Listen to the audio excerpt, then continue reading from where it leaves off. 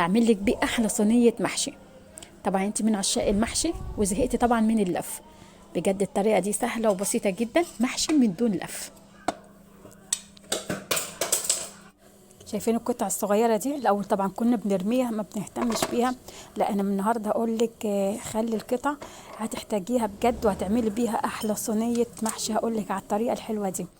طبعا اول حاجه دهنتها زيت الصينيه، بعد كده رصيت كله متساوي زي ما انتم شايفين القطع الكرنب، وبعد كده ضفت عليها الحشوه.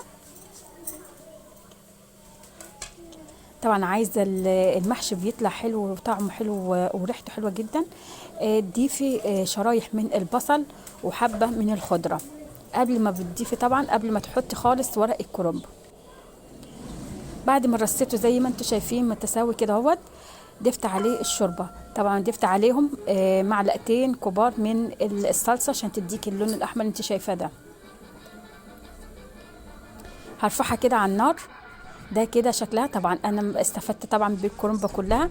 لفيت زي ما انتم شايفين كده المحشي، والبواقي رحت عملتهم صينيه زي ما انتم شايفين.